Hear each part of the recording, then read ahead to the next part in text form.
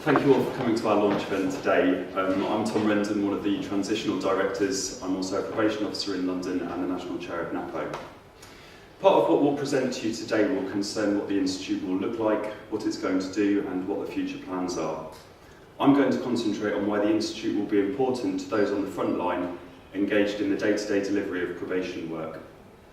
Our work is a vocation, emotionally demanding, interesting, worthwhile, eye-opening and at times completely impossible. At its core, we have a belief in the intrinsic value of people and a drive to work with those who have offended to bring them back into the fold through a fine and professionally determined balance of care and control. At its most complex and challenging, we work with extremely vulnerable and sometimes dangerous individuals. Often this involves the work of others, statutory agencies and the voluntary and private sectors. But it's always based on the quality of our relationships with those who have offended, based on human contact and care. Whether the risk of harm or reoffending is assessed as low, medium or high, all probation clients are entitled to a high-quality service provided by well-trained professionals. At its most stressful and difficult, we do our work in an environment of constant change. High workloads, changes in service providers, new contracts bringing new referral processes, a battle against bureaucracy and a welter of probation instructions. Napo has well-documented concerns about the government's plans to privatise the probation service. A new provider does not necessarily equate to innovative practice, but neither does doing things the same way. No model of service delivery can lay ownership to innovative practice, because innovation comes from learning, experience and a space for creative freedom. However, that space must not be created by any watering down of quality training, low expectations or a lack of public service values.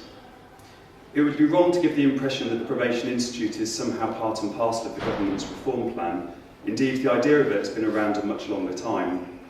Probation workers, myself included, have long hoped for a professional identity to project outwards and increase the public's understanding of the work we do. Continuous professional development is fundamental to our practice, but it often feels a bit like grab it while you can. To access a structured programme of CPD is, for many of us, both very welcome and quite overdue. As we work with different providers, and sometimes this can change quite rapidly, it would benefit us to have an idea of the quality of the provision. An organisation which is a member of the Institute would give us reassurance and confidence in referring our client to a particular service. It would be an indicator of quality as that provider meets the standard. To get the best in probation practice, we need to harness the best ideas and bring together the learning in a trusted, forward-looking and reliable place, an independent probation institute. That practice and innovation needs to be anchored in commonly held ethics and values, with quality and standards being the golden thread through all our work.